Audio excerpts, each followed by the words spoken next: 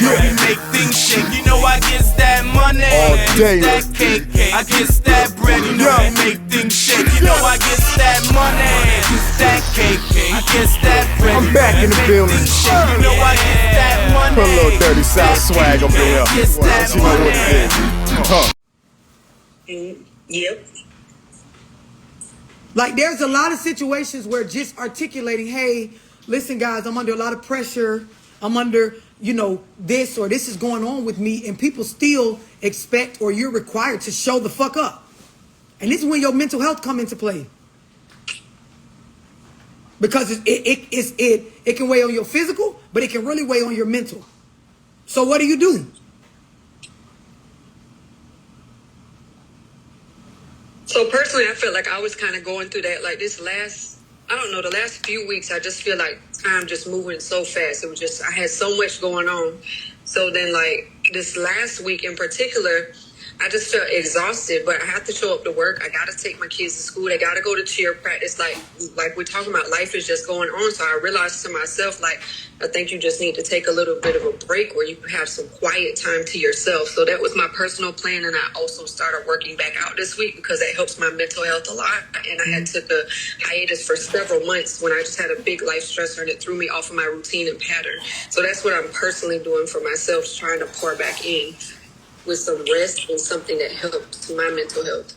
Right. One thing that Dorsey, because I looked up what you just said, stress management strategies, and one of the things it said is avoid unnecessary stress. Yeah. And that's something I didn't know I did. So people ask me how come I don't be like finicky when it comes picking up my kids. I said, because I don't put myself in situations where I'm going to be highly stressed. Right. Like my kids went to the same school. That school, I purposely looked for a school that went from elementary to high school because I know I cannot pick up 3 kids from 3 different schools. Right. So I purposely put myself in certain situations with my kids so that I'm not stressed. Right. And I'm going to say it again, and because I like where this is going. I'm going to say it again. To simply put, my stress level dictated my reaction, right? Then it goes on to say, you have to, it says, well, let me skip to this. It says, my tools of discipline, which is what we're getting at right now, were directly related to my own mood and frame of mind. Did that stick out to anybody? Because you got to have some tools of discipline to be able to regulate yourself. And then it says, here's an uncomfortable truth. It says we can't control our kids. And while we know this, somehow this sneaky little thought keeps warming its way back into our consciousness. If I could just repeat myself again and raise my voice to just the right tone, they will do what I say immediately. Not exactly a reliable method, but most people do use this, right? It then goes on to explain, because Chrissy explains like, okay, you know, setting stuff up a certain way ahead of time. And I'm on page, Chrissy put it in the chat. Setting stuff up ahead of time to where it is less stressful, right? But then look what it says on the next page. It says we can't control most of our own situations, like in certain aspects. It says we are in charge of the weather, which is true. You cannot control if it rain or if shit turn out a certain way with the weather. You're not Mother Nature, right? It says you can't control certain shit with traffic. You cannot control that when you get on the road, somebody have an accident and slow up a route that you normally take. You can't control the price of food. It says we aren't really even in control of most parts of ourselves without looking at this. So you got to think about it. When you start to look at self-regulation and being a positive parent, you got to understand I have to have some sort of tools of discipline for myself because life is going to happen. And I know some of y'all have heard me talk about this on my lives. Like, you have to wake up and accept that shit is going to happen. Things change. Stuff comes up. Things get in your way. Stress is normal. I have to have some sort of system, some tools of discipline that are tailor-made to me because it's not the same for everybody else. Like some kids, like if you listen to what Chrissy's saying, some people got kids that one is in elementary, one is in middle, one is in high school. And my kids go to public school, so all of them might have to go to a different school. Y'all understand what I'm explaining? Yeah. Anybody got anything they want to add to this part before I get into the part about thoughts? Because this is something that we don't consciously walk around and talk about. It says we have something like 50,000 to 100,000 thoughts each day.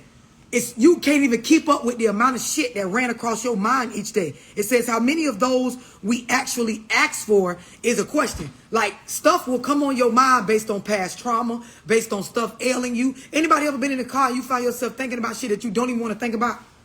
It's like it's coming up on its own. Absolutely. Yes. And sometimes we tell ourselves, I don't got time to be worrying about this right now. Like you're talking to yourself. I ain't even talking about another person being involved, but your mind is like bringing it up on its own. That alone can be stressful. So it goes on to say, to me all the time. Listen, it's in Linwood, it's common to a lot of people. It says the primary thing we can control is how we respond.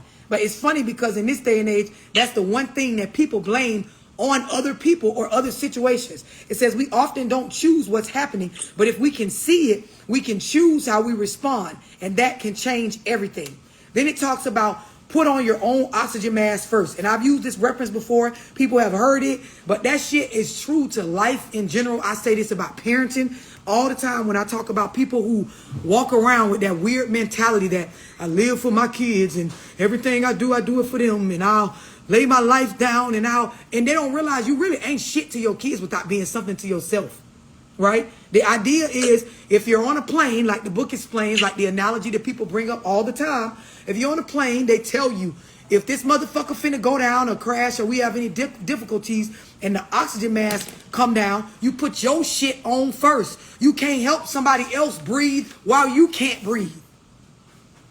And it sounds cliche, but it's so true. Your children need to see you loving yourself, going after your dreams, pouring into you, de-stressing when you're stressed, articulating what's wrong, speaking up for yourself, being positive to yourself, having healthy relationships for yourself, having resources for yourself, grooming yourself, washing yourself. Like they need to see you in order to know how to care for themselves. They need to see that this is something you actually do for you. This is why most people like wash it, like you mean like bathing? Like what I mean is, if I was your child, right? If I'm Jessica's child, if I never see my mama take a bath, right? I don't mean physically like watching her take a bath, but if I never see you go in there and wash your ass or comb your hair or go to the doctor and see about yourself, what do you think that you're teaching me? You see what I'm saying?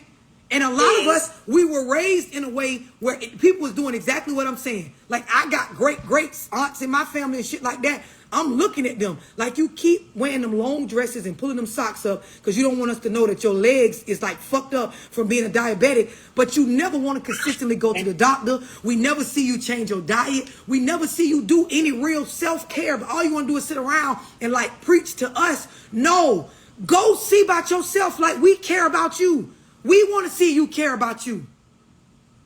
Even with relationships, like a lot of us think that it's some sort of flex to sit and just be alone and make everything about our children, right? All you doing is breeding kids that end up devaluing relationships the same way it looked like you did.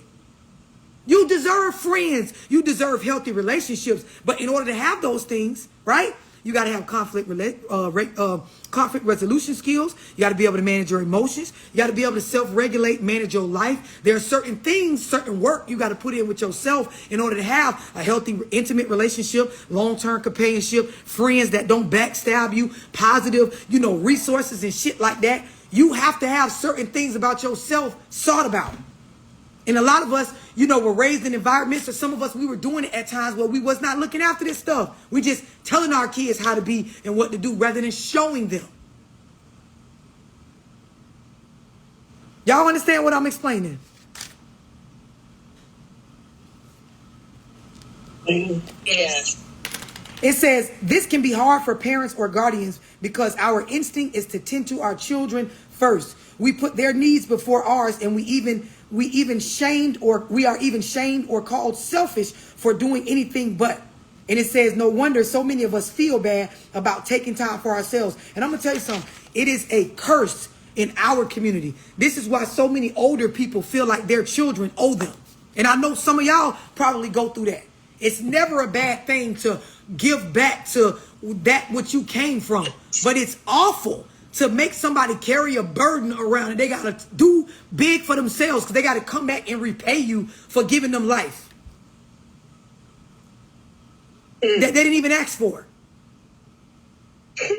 This is why in the black community, so many people cannot break curses by having the uncomfortable conversations with their parents, their mom, their dad. Because guess what?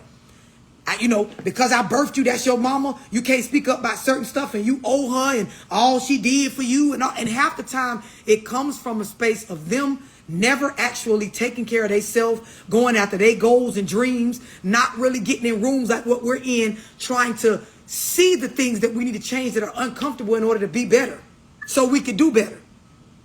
Who can relate? Definitely can. Yeah, so true. So true.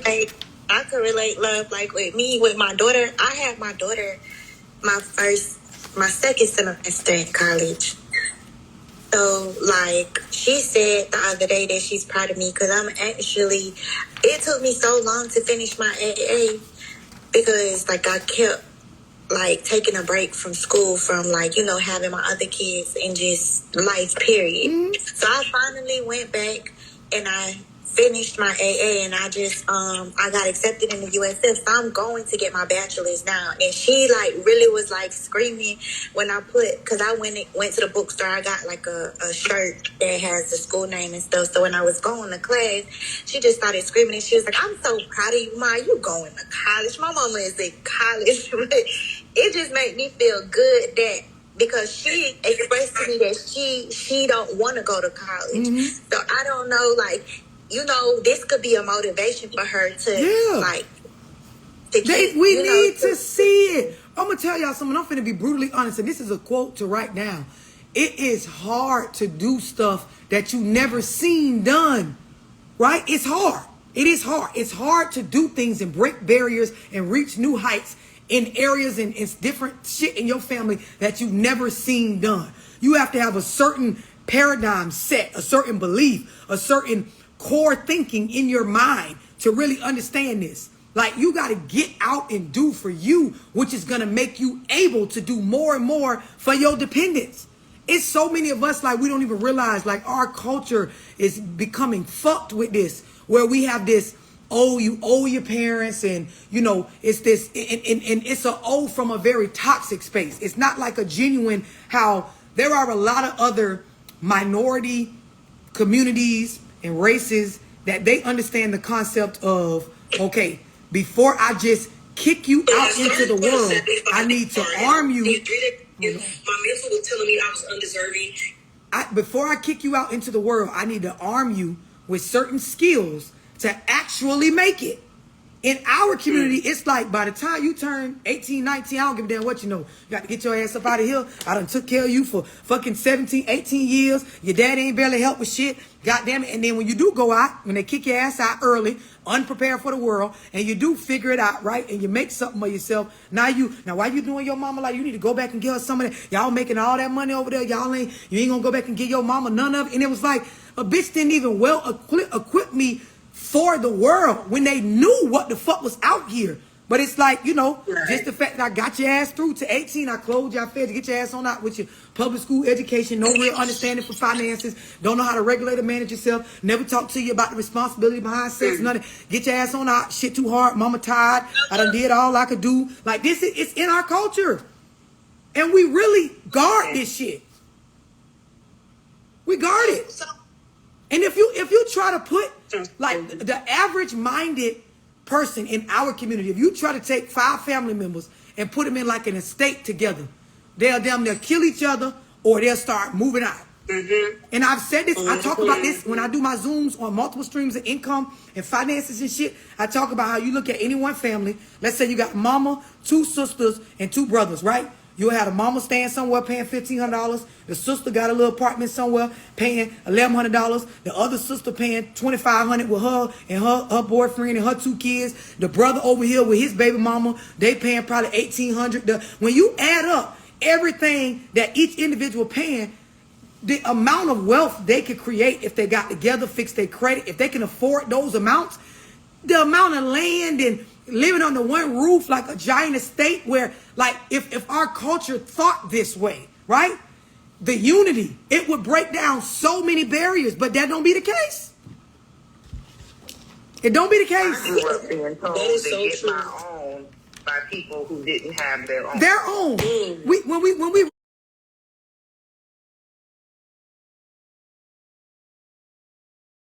I'm Ted Black, and I'm represented by Model and Talent Management.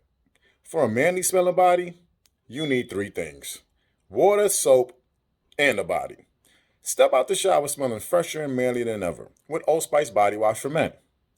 Real freshness forged with real ingredients, inspired by nature. That's Old Spice. justify it because the environment that I need them to get in the areas or with the type of teachers or the schools that have the fucking grade levels and the teachers that won't have my children in these type of, I can't afford it. And sometimes it ain't afford like money wise. It's just afford to get your shit together as an adult and create a certain space for yourself to have resources so your children can have access to a better environment. So you justify it. You can't do better. So you just, girl, kids got to know how to fight. What if somebody put their hands on you out in the world? You know the preparation for that? People who kids who don't have to fight for survival, they just put them in karate. They put them in taekwondo. They don't send their kids to school with the idea that fight their ass, son, fight their ass. No. If I am smart as a parent, I don't want my child in that type of environment, but I am prepping them for the world. So let me sign him up for karate class, taekwondo, you know what I mean? Whatever. So he knows how to fight if he has to, but I'm not sending him out every day to a fucking school in a community. But it goes back to some people, right? We grew up poor. We're living in a low income area. We don't got no money. We know we don't got no money. We know we don't really have no resources to really be taken care of or giving another life, a better life, right? But we lay up in the projects and fuck and have 2, 3, 4, 5 babies, 2, 3 different niggas, or hell, even if they from one nigga. He po and don't know shit about advancing in life. You po and don't know shit about advancing in life. And then your kids stuck going to the po elementary school or middle school in the po ass area with the same po minded people you got. So yeah, your son getting fought every day, your daughter getting beat up and bullied every day. Yeah, because you can't afford to change the environment, but you didn't care enough to give a fuck before you brought them in this world to say, hey, I don't really got no business laying up fucking raw and birthing children without putting some thought into this parenting thing. This is the stuff we don't want to talk about. We just want to discuss how, oh, my daughter's a victim. Those girls are bullying her.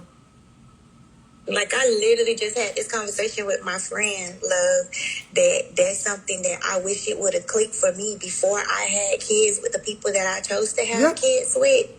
Because the dream and the what I want for my kids, I see that, like, on their other side, it's not going to happen. Like, as far as, like, they like, my baby daddies, they doing the best that they can with what they know. And I just have to accept it. Because, like, I think I explained this to you one time. Like, with me, like, I'm not in like I'm in the suburbs. Like, my kids we do good. But then when they daddy come home, they go over there. They be over there fighting for their life. Like, they be over there fighting for their life, whether it's cousins or whatever. Like, and then my kids, because they didn't have to fight here, when they were over there last summer, my son wouldn't fight back. So he had to really, like, tell him, like, no, somebody hit you hit him back. Like, he had to teach that to him to where they was coming home fighting each other. Like, and I'm like, hold up, what y'all got going on? And they was like, Daddy say somebody hit us, we got to hit them back. But I already know it's because of the environment that they're in over there as to why he's teaching them that. Right. It's a justifiable teaching based on the environment. If I raise my kids in the motherfucking trenches, that is a lesson I got to teach them, because in the trenches you might have to knock a bitch out any given day because they're gonna try to knock you the fuck out. The point I'm making is you shouldn't even be birthing babies in environments like that. To bring me, like, just think about it. I'm your child. I'm 7, 8 years old. Why did you even, like, birth us if you knew we was finna be over here getting beat up, robbed, shot at, fucking raped, all this stupid ass shit? We're not having these kind of conversations. Those of us that are here, we already here. But for the next generation of people, we should be talking to them about not doing this dumbass shit that we did. I know y'all know, because I come from the motherfucking projects. Where I grew up at, it's a whole projects. It's 2 of them next to each other. And everybody in that bitch was a single mother with 1+ children. So the mentality was the same with all them bitches. And all of them felt like they was the shit. All of them claimed they just was hard working. Nobody was accountable for why the fuck we in a government housing place where none of y'all could really take care of us like y'all should. And we just running around the neighborhood with these broken ass philosophies and bullshit. And thank God for things like the Boys and Girls Club and certain programs where we could just rub elbows with some individuals that have a husband and a family. And we can see what some nice shit look like from the people. Like get a little glimpse of it's more than just this shit. But you had to fucking learn how to fight. And it wasn't because it was necessary for life in general. It was necessary for the environment a bitch birthed us in. Now watch this, right? If someone, even in the midst of, okay, we in the trenches, if someone could come in and teach us skills about picking people and what type of people to avoid, how to see bullshit and drama, spot the instigators, the ones that will walk up to you, talk shit about Frank. You say something, they go back and tell Frank what you said. Now Frank want to beat you up. It like conflict resolution skills and avoiding unnecessary shit. But even just using, part of my upbringing. The parents standing around doing the same shit. The lady that live in apartment 211, she coming down where my mama at, telling my mama some shit about the lady in apartment 310. Then when the lady in apartment 310 get told by somebody else that they heard the mamas out there talking about her. Now they outside. Pussy ass bitch, what's up? You want to fight, ho? You said this because about my kids and in front of my motherfucker. It's just bullshit. And then we grow up with the same retarded mentality. We walk around thinking the same shit. Yeah. Yeah. All that shit comes from being proud for what the hood delivered to you. Yep. And what I mean by that for people who ain't never grew up in the hood, you gotta hold your own. Even if you just move off up in that motherfucker, you still gotta hold your own. But as growing up in the hood, now you're a part of the hood. Now you got your name.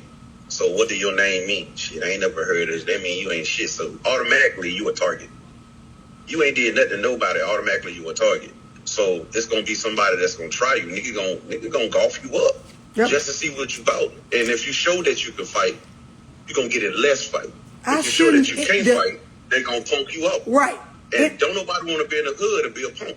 I shouldn't. And the thing is, Frank, as a child, I really shouldn't have to worry about these things. So when you really think about the weight behind this, why are we not teaching our children that the things that we went through is not necessarily the correct way, and it's not something that you have to go through? Like, while I'm busy doing what Frank's saying, trying to figure out how to fight and puff your chest out and all this stuff, I should have been somewhere getting taught about economics and finances, credit, how to check my credit score, how to get ahead, how to build generational wealth, multiple streams of income, how to regulate and manage my feelings, how we talking about stress management and shit. Where is there room for this stuff when all through elementary, high school, and middle, you got to worry about like somebody beating you up, bullying you, like surviving? And it's the same when you become an adult. It's the same stuff I tell us as adults. We swear this type of stuff is necessary, but as an adult, if I'm in a survival season, how do I have time to care about your feelings and understand what's wrong with my girl and consider this and not? No, when a motherfucker trying to survive, I'm in survival mode. Sometimes I'm a predator. Sometimes I might be prey. It's eat or get ate. It's a dog eat dog. This is survival. The same thing Frank describing. That's why when you talk to me about relationships, you need to show and prove that you could be a basic level adult as a woman. He could be a basic level adult as a man before we start mixing our lives. Because if one of us together and the other one in survival mode, the one that's in survival mode, look at what we're saying about the hood. Rightfully so, you might get your ass ate up. Because I'm trying to survive. You trying to coast and relax and grow and learn. Bitch, I'm trying to eat. Right. And that's traumatizing for kids. And maybe that's why they're in survival mode when they become adults, because that's all they ever knew. Yes. I know some of y'all dated some people, men or male or female, where the person came in and they're so cutthroat, not towards you, because you know you who they like, so they lusting over you. But as you like move alongside them, you realize like, damn, they don't trust nobody. They like, damn, boy, they feel like everybody trying to get them. Damn, but they like, and they can't turn it off. I got family members like that. It's like you can't cut that shit off. Like I got homeboys and people from the trenches. They real takers. They take us. They can't turn it off. Like we could be somewhere and everything could be going good. We could be at a party somewhere, like just some real nice shit, man. They like, ooh, boy, if I had such and such, I get that nigga right there. Ooh, they mind can't get off. We ain't even gotta survive right now. Like we chilling, like have a drink, relax. They looking for some shit to take, some shit to do, or they watching they back like this a prison yard or some shit, and it ain't even necessary for this. Like, dude, relax. Yeah. It's a mindset. The Yes. mindset is always, shit, I'm on a come up. But Yeah. that's just the hood Come on, mentality. Frank. When Say that again. when I'm on a what? on- Say that again. I'm on a what? I'm on a come up. Yes. Every moment. If you don't understand a come up, if you know you've been doing bad all your life, Come on, Frank. you don't know where your next meal gonna come from. Yep. So shit. Ain't no nigga finna walk in front of me, nigga. Got his money out counting this Come on. shit like, yeah, nigga, boy, I just got like 3 bands. Shit, so when I see that nigga count 500, I'm on the horn like, hey, say dog. Right. I got a lick real quick, nigga. Like what? Yeah, nigga, pull up on me. So shit, nigga, I'm gonna knock your motherfucking shit off. Like, but that's my hood mentality. It ain't got nothing to do with him. It got something to do with my hunger. My hunger is something different than what I done grew up with. So that shit ain't went nowhere. I ain't been around nobody that say, hey man, I see something in you, but the way he seeing me ain't what he thinking. He see, I got to drive. I'm saying like, nigga, I'm finna come up. But he's saying that he could put me in a situation to where I can make money, but it's a process. I don't know shit about a process. I know put this pistol in your face, come up, do it again tomorrow. It's hard to turn it off. The idea is it's hard to turn it off when your mindset is like programmed to this. When you believe like what I went through was necessary and I'm like this because of this. And it's all these justifications on why I shouldn't change.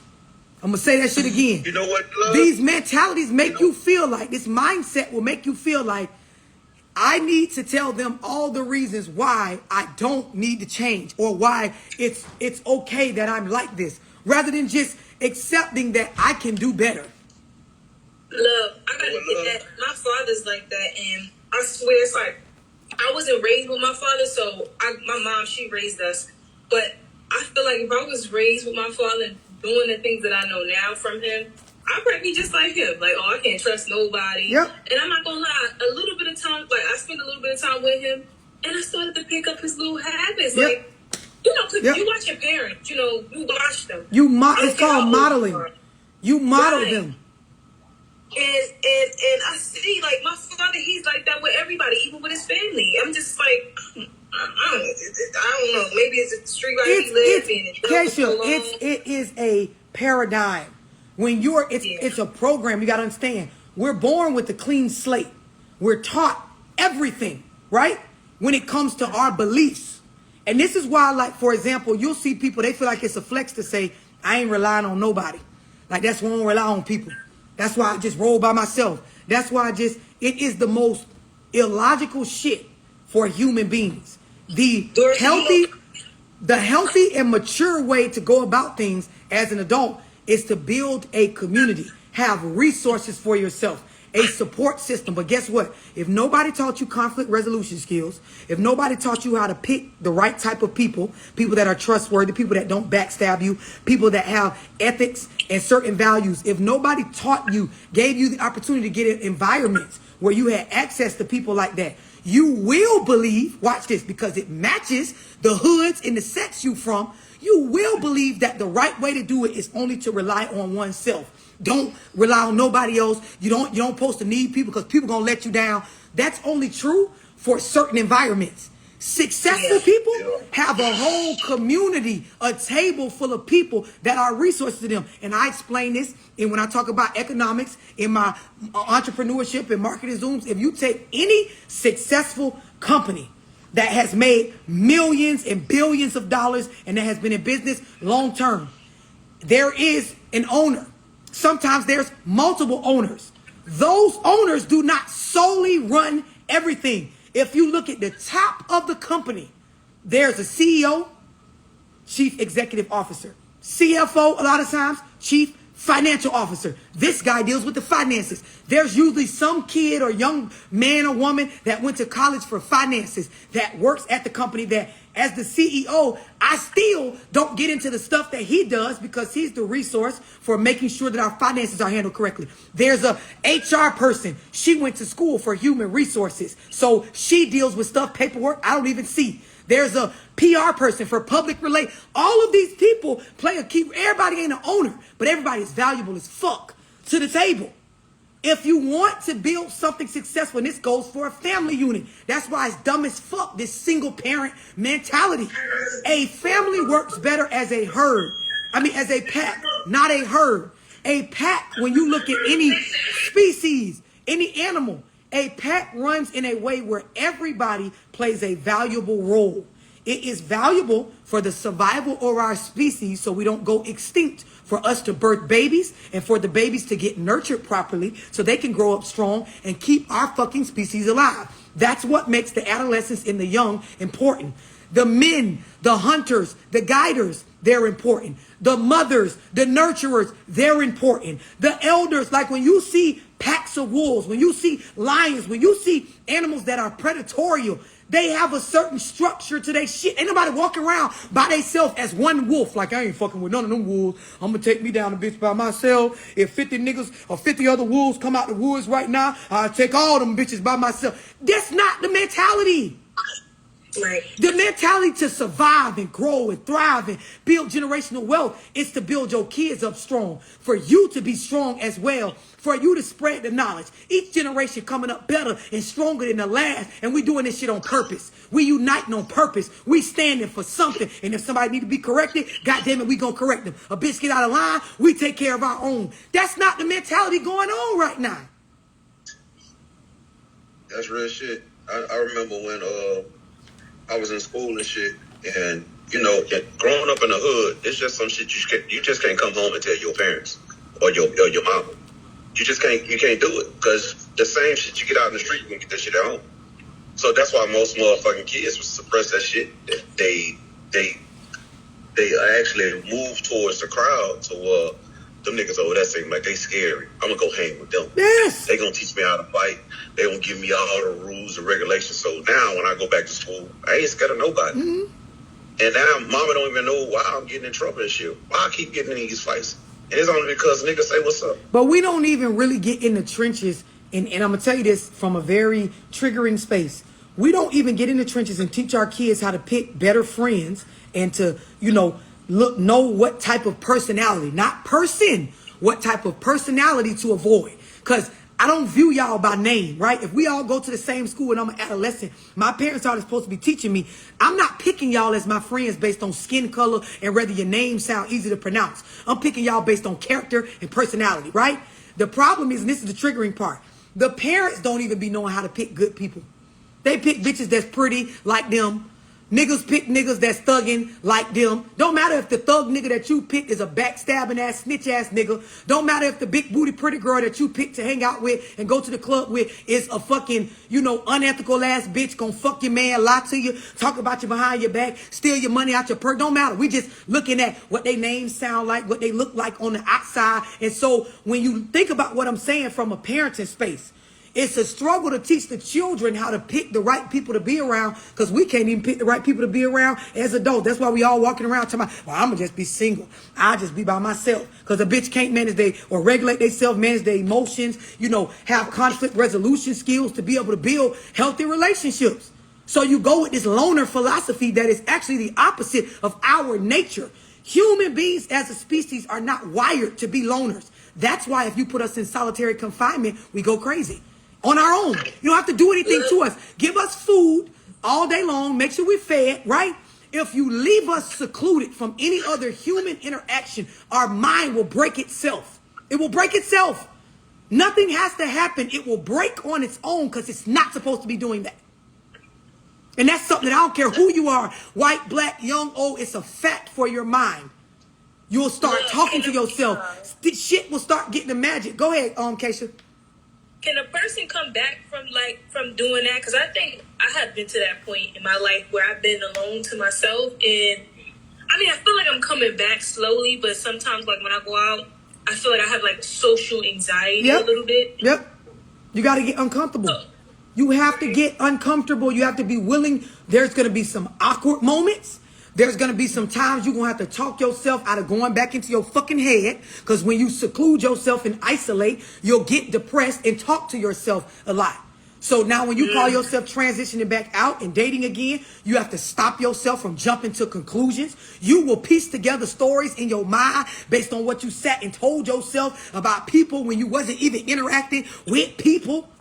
It's a process and it can be uncomfortable. Yeah.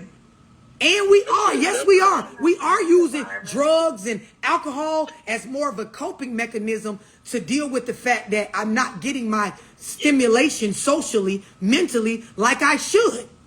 And we be wanting this shit. Yes, your mind wants. You don't, as the surface level being, Frank, you don't have to want it.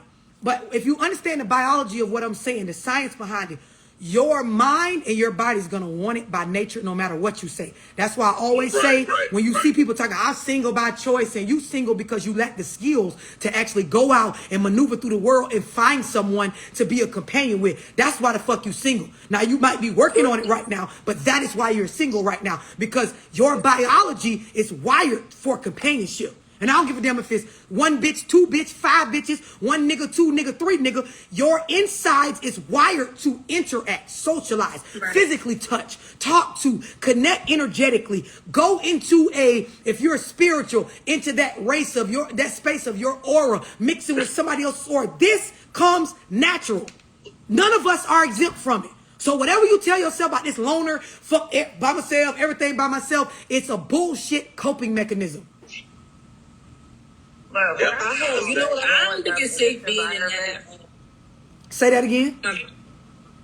What I was going to say is growing up in that type of environment, what I saw over, when I look back over with a healthy frame of mind, is the amount of femininity growing up in that situation. Like, if you were a woman growing up in the hood with the project lifestyle, you saw no femininity. Yep. You did not know how to, for 1 second, even start. You didn't know what submission was because you saw it nowhere around you. Yep. There was no femininity amongst women. Yep. Because like you said, it went from the catty chit chat to the fighting in the yard. So, it was just like, how could you learn how to be a woman and be feminine and take care of yourself and evolve when there was literally like none of that in the hood? I'm gonna tell you something. It's hard to have these conversations because all people gonna do is justify how, like, they needed it, like we were saying earlier, or I was alone for a long time and there's nothing wrong with me, and there's so much wrong with them. But of course, if you say that, they probably want to fight you or beat you up or go back to their loner place. Like, the point I'm making is there's so many excuses for why the person just won't accept the facts of what I'm saying and go change. Go get uncomfortable and change it. Because you can't argue with what I'm saying. You tell yourself whatever you want to tell yourself. When there are times we talk about opinion, and then there are times we talk about fact. Then there are times we talk about fact based on science and statistics. And you're really stupid if you're over here trying to justify how that shit doesn't apply to you when it's a statistic, a fact, a science behind our biology and our species. But it is difficult and it's uncomfortable to accept that you grew up in an environment or a space or you lacked the resources to understand this so far. So you had to go through life with whatever you was given or whatever environment you was exposed to. That's how I was when I first moved to Texas.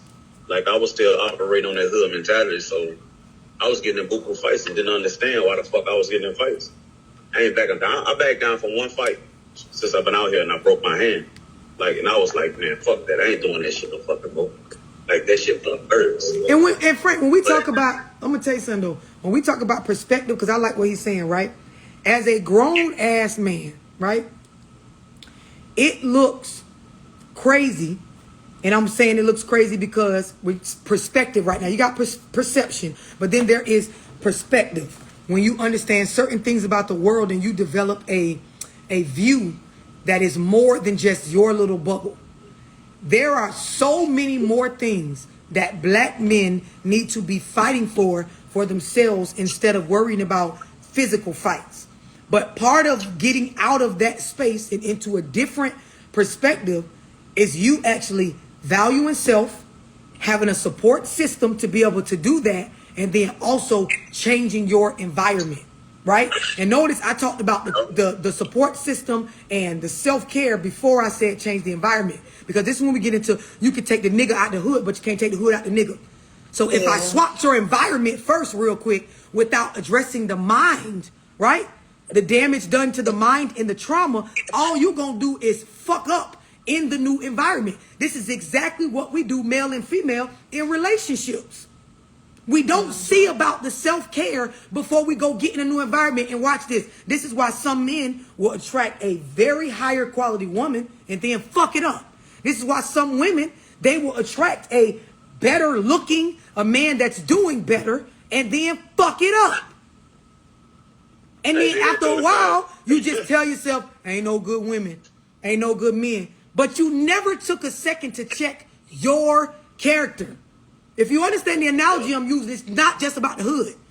It's about understanding as you maneuver through circumstances that shows you things about your character and you evaluate yourself. You always come out better looking at yourself first, changing the necessary things, addressing them, being honest, being personally accountable before you go get into something else.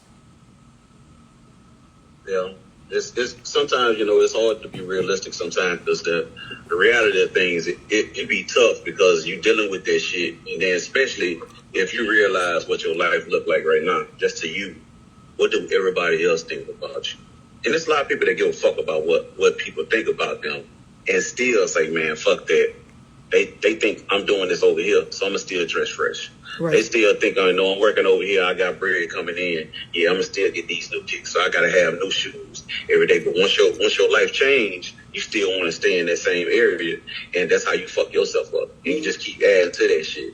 So I understand a lot of that shit. I ain't never did that shit, but I definitely fucked over some pretty decent women in my years of being here. Because, you know, I ain't really know shit. It takes maturity. I'm a good person. It takes. But once I had my son really changed a whole lot of me because now I got to really do that. It takes. I got to sit there and breathe a couple times. Listen, and I'm going to tell you. Analyze some shit. You so right, friend. And you do have to breathe. Like, because it takes some real maturity to admit, like, that I've fucked up some rooms I was in. And we have this ignorant mindset that we don't need resources and things like that. But if you look at business, if you look at life, if you look at family, if you look at relationships, it requires you to create a support system and have resources for yourself, but also be resources to others. Because remember, when I talk about healthy, it's about balance. So as I set up resources for myself in life, people, places, and things that are in support of my forward progress, I need to be a resource to other people, places, and things to support life and growth for other things around me. This is how you build a solid community. Our people struggle with embracing this. We struggle with understanding this. This is why we're so divided. This is why it's so much bickering about unnecessary shit. This is why we think there's some sort of flex or honor in the idea of trying to do stuff by yourself. We think it's a flex to say I secluded myself and got rid of everybody and all of this stuff. It's out with the old, in with the new. When you get rid of old people around you that don't fit, you are supposed to go get new. Remember, scientifically, biology-wise, our species is not wired any other way. In regards to our survival. Go ahead. It's a lot of men, like, they ain't going to admit it, but it's a lot of men that's double dutching with change. And a woman will bring, like a good woman, will bring that shit out of Yes, sir. And like the woman, the bad part about that shit is the woman gonna tell you all the fucked up shit. Depends on what type of motherfucking mindset is at the time. She either gonna beat him down or gonna pick him up. I ain't saying help him up. I'm saying pick him up mentally.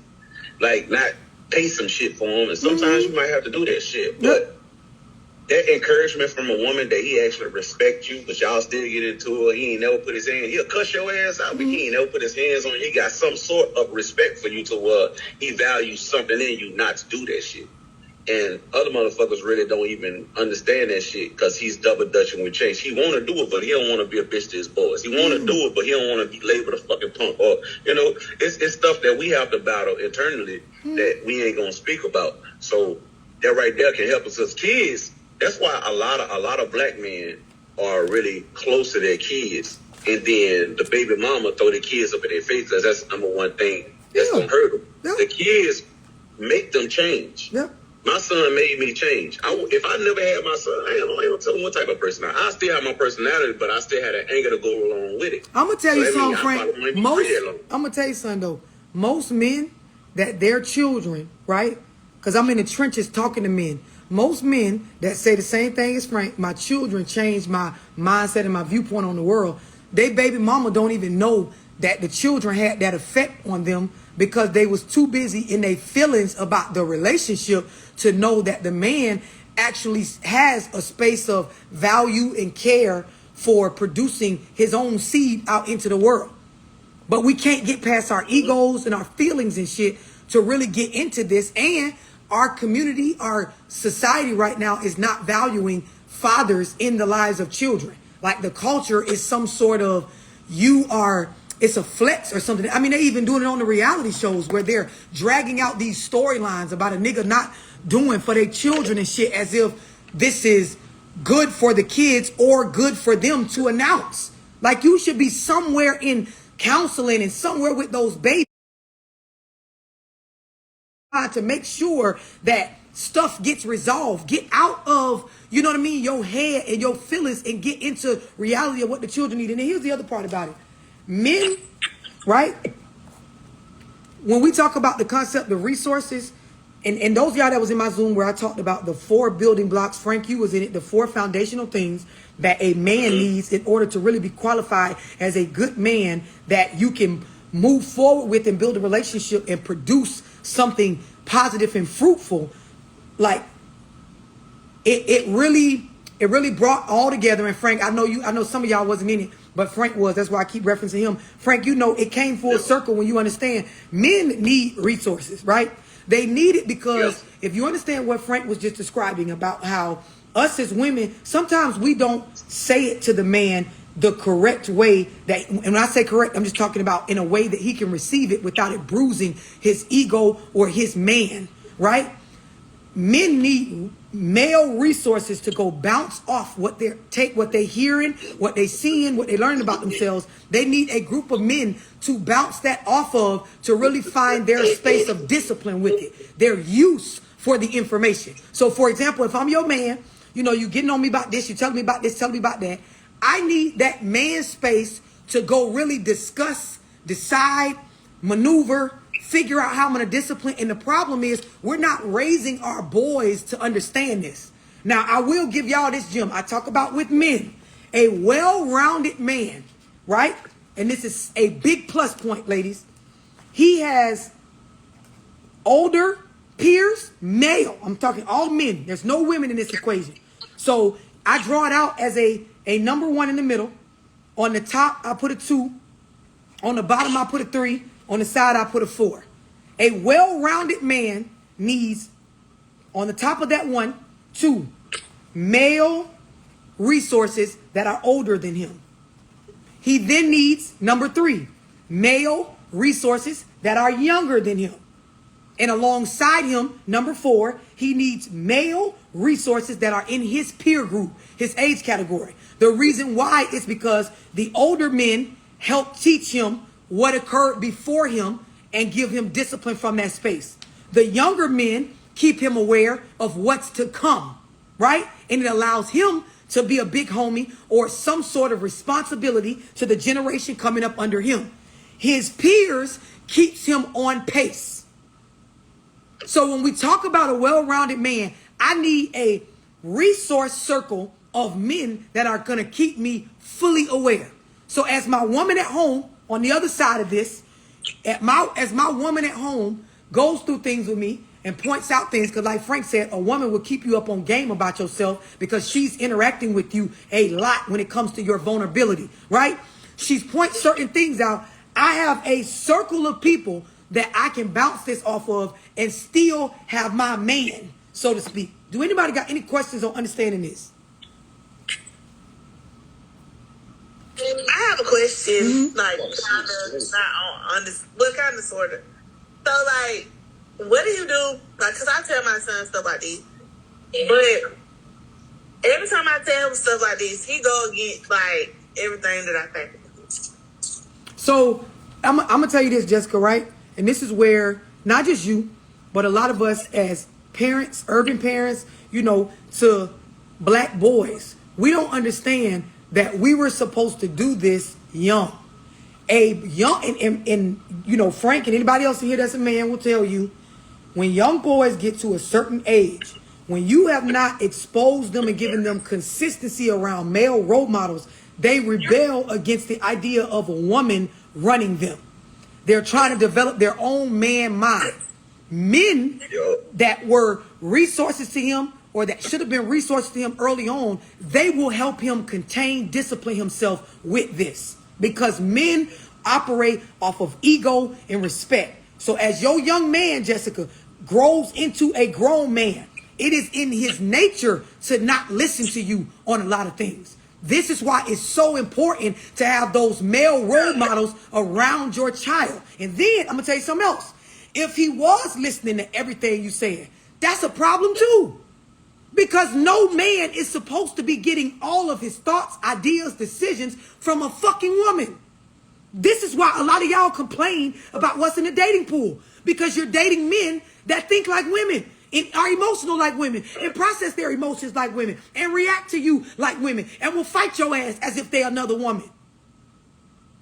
So Dorsey, go ahead. I said that on my story, and this man commented. And he was fighting for his life to prove to me that what I was saying was not true.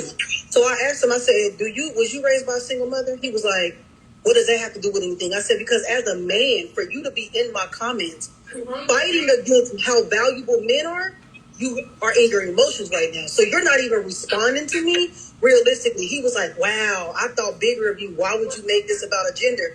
I said, because we got roles. I'm a woman, you a man. But Chrissy, if a lot of these men, similar to what I'm saying to Jessica, their mother didn't see value at age 6 and 7 to get them around men. Back in the day, these older mothers, like I'm talking about the ones that knew something, right? The ones that understood, even if my son's daddy wasn't around, I'm taking him down to the barbershop. When he get out of school on Friday, he gonna sweep some hair up. He ain't got to do it. We may not even need the money, but I need him to be in there around some men. I need him to go on with Mr. Earl at the end of the block, take a Mr. Earl on Saturdays and cut some grass, get round a man. Nowadays, we got our sons sitting up in hair salons playing on the tablet while we doing girls' hair and gossiping and shit. There's no value in that. They laying up at home in the bed all day long. Now watch this. Because men structurally, when we talk about our physique, they're built different from women for a reason. Doesn't mean we can't do a lot of the things that they do. But their nature is different than us. So when you allow a being who is built for physical and mental and, you know, spiritual labor, so to speak, and you allow them to just lay up all day and play a game and just exist. They don't work their mind as a muscle, right? You're not teaching them how to process the world. They're not getting out. They're sitting up watching you, listening to adult conversations and trying to be grown without the work ethic. This is why we run into a world of trouble with these teenage boys. And a lot of them be looking for wreck. I call it, and it comes out naturally in boys. They get to an age where it's like, if you haven't already fucked them up with this lazy shit, they won't wreck.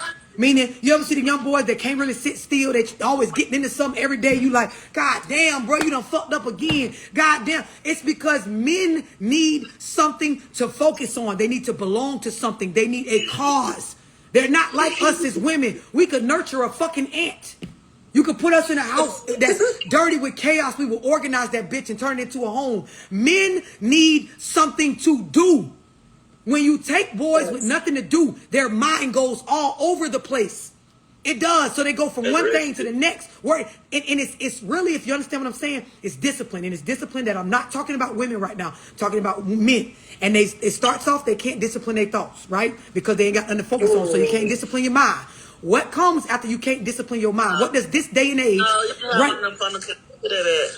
What Yeah, my happens? son is like, What happens? So- What happens this day and age? My bad, Jessica. What happens this day and age when a young man, has these energetic urges to do stuff, but I can't manage my thoughts on what to do. I don't have a plan for what I should be focusing on. I don't have real resources, or I'm not a part of a team of men to feel like I belong. The world markets our children and us all day long sex. So if you take a young 15, 16-year-old boy, like ass clapping online, niggas talking about money. They saying invest in Bitcoin. This dude saying do this. Somebody talking about stocks. They said do that. They saying don't use your credit. They saying debt is bad. He's saying debt is good. Ooh, look at that girl booty. Ooh, look at the nigga mind just running like ADHD. That's real shit. And then when you trying to talk to him, him, when you trying to talk to him, yes, when you trying to talk to him, it flip flops. Do you understand what I'm saying, Jessica? So what do you do when it's got to, well, like, that point? Because, like, my son, like, he used to spend a lot of time with my brother. But then, like, lately he been going through some stuff. And I think that affected him, too, because, like, usually this his go-to person.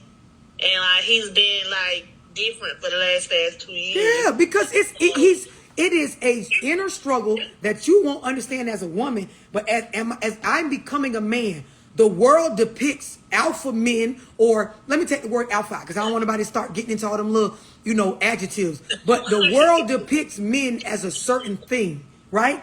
And so you're dealing with trying to be that, but looking around and realizing like I don't necessarily got the things that the solution, Jessica, you need to get that young man around men now, and not just your brother. He needs a plethora of different men doing positive shit to choose from. Boys need that. They're not like girls when it comes to this. I wish we'd stop trying to make it seem like boys and girls are the same. Men and women are the same. Men can do what women do. It's not true. Our minds and shit develop different. And and I say this all the time, the world automatically, because you're born a boy, I don't give a damn about no sexual preferences or nothing. You are obligated to a certain responsibility over women. It's an obligation. But, like, the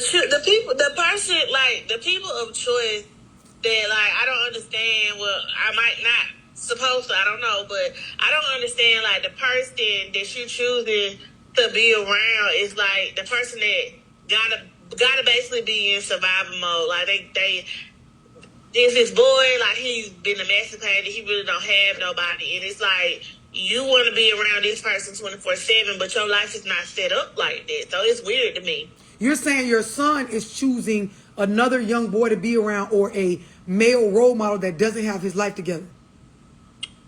Another dude to be around that doesn't have his life together. Yeah. Well, he's 17 and he works.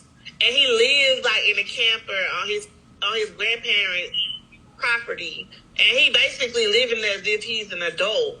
But I'm like, why you want to be around like that? You know what I'm saying? You got a house to go to. You don't have to live like that, but you rather be over there around there. It's just not making no sense to me. You know? So Jessica, let me ask you this. Have you talked to him about why? Yeah, he's talking about he wanted to be on his own. He wanted to be his own man. But you're 16. And he want to take care of his stuff. He don't want to have to depend on me for stuff. Okay. And you think that's something, I'm asking just about that mindset. You think that that's abnormal or something's wrong with it? I don't think it's something wrong with it, but I feel like he can get ahead by taking the support that he has, because you don't gotta be out there like that. You feel right. So, and you're correct. So Jessica is correct. What she's missing is he needs to get that from men. You're a woman. It is A-okay for women to receive help from people. It is not a bad life story to say, I married my husband and he been taking care of me. He pay all the bills. I live off of him. I this, I that. That is a flex for women. That's not a flex for men.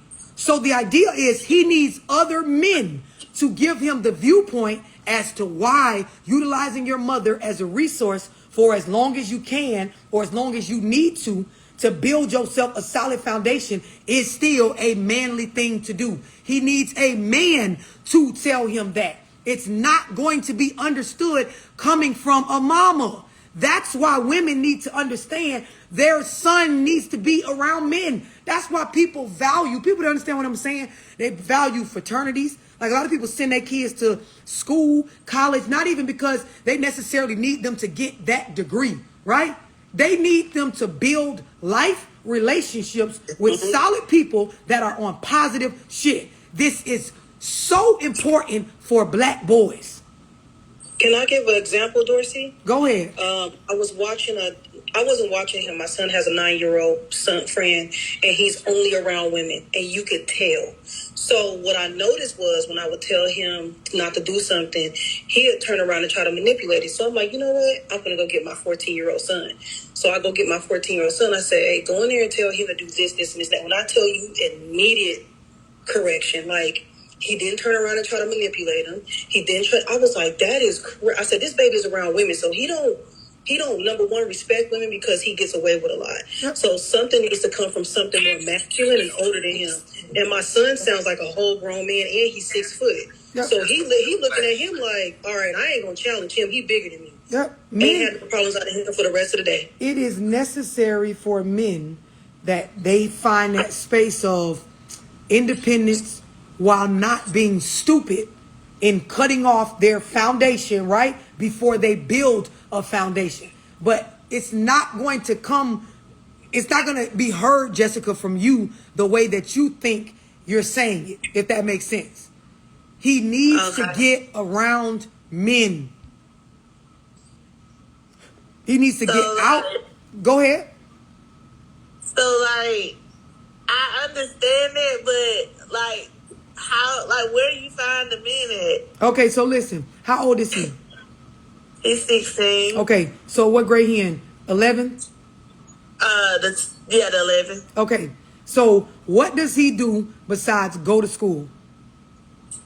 He work and be around that dude. Okay, so he has his job. Outside of going to work and going to school, does he have anything else going on? No. Okay, so you need to add some mentorship. Like, you need to get with him and find out what type of career he's interested in. What is he trying to focus on as a young man? And based on what he wants to focus on, get him male role models and male peers with that. You don't have to try to cut him off from the dude that you're talking about, right? But if you start adding people that these men match verbally what he's told you his goals and dreams are, he will organically gravitate more towards them than the boy that doesn't match with that. Okay. It's chess. Right, love. That my It's son chess. is like that now. It's Yup, chess. my You got to son is set the like board up. It's chess. You say you stay on top of what my kids are interested in, and then you plant, if you want to call it even moles, so to speak. You're planting male, because I know what I'm planting you here for. I'm planting you with the intent to get my son to gravitate towards the positivity and the shit you got going on while still respecting what he's interested in. And you have to do this with young adults. That age of 15 up to 19 is very critical. It determines your kids' view of you as they transition into adulthood. And boys need men. Okay. Thank you, love. You're welcome, baby. So now, Paige. Oh, go ahead. This weekend I threw my son a birthday party at a water park, and he invited his friends and stuff. So I piled like 9 kids in my truck. All but one came from a 2-parent household. So his mama married and whatever she was on, they was out of town. So I picked up everybody in my truck, and we go through the day. I talked to the parents of the ones who rode with me, and the other ones didn't show up, but they had a good time. So afterwards, we went by my cousin. They went from one water park to the pool. So I had a long day yesterday. I dropped the other ones back off at home. It was 2 of them. His mama texted me, inviting me to church. And I'm like, what the hell? It's 10:30 It's 10:30 at night. Who invite people to church at 10:30 at night? And this is all, everybody else is all single parent households, just only mom. So I had to correct her son a couple times. But he talking to the kids, they ain't had no males talk to him like I do. Mm-hmm. And that shit stood. My antennas, I got a different set of antennas now. Like, I'm noticing stuff like this. I had son drop them off and everything. I'm like, oh, okay. But you, I ain't got no problem with kids at all. But Frank, I'm gonna tell you something. What Frank's saying, educators will tell you this. Like, if you are connected with your children's education, like I am big on that. Like, all up and through my kids' schools, they know who I am. They know what I stand for. They know what I'm on. Like, all of that. And they know I'm big on accountability, right? So when you connect with educators like I have over the years, they express to you, we can see the clear difference of who male child and female child. We can see in the children. You don't have to tell us. You can pretend like nobody could tell. But these educators can tell which kids have access to both genders and which kids don't. Which kids have fathers in their life and which kids don't. And they will specifically talk your ear off, because I've had to cut conversations off with plenty of guidance counselors going into the realm of young boys, especially black boys, that when we get into their behavior and the way that they think and how well they do on tests and with their work, you can tell which ones have a father in their life and which ones don't. And it has nothing to do with the end grade. Because it'll be so many women like, well, my son get good grades and his daddy ain't around. It's not about that. The educators will explain to you the character of the young men, because girls are smart as well. But you watch young boys problem solve throughout their time in school and around counselors like little girls. And they're more emotional and they're easier triggered than boys that have men around. They will fight quicker. And then some of them that don't fight, they end up in a space where they're easy to be bullied. It's certain stuff about their character that the educators can see. They tell you can clearly see when you set me up with a class of 20 kids, 10 boys, 10 girls. I can tell you which boys got their daddies in their life and which ones don't. I can tell you which little girls by how they dress and the stuff they say and the songs they be singing, which one of them got daddies in their life and which one of them's around here with the single mama saying, we outside. It can be seen, even when we think it cannot be seen. So look, when I dropped them off, she hit me up after that. You think because I picked him up and dropped him off, you think because her son was a little different, why she invited me to church? It could be. Yeah, and I think that the lady may have been interested in you.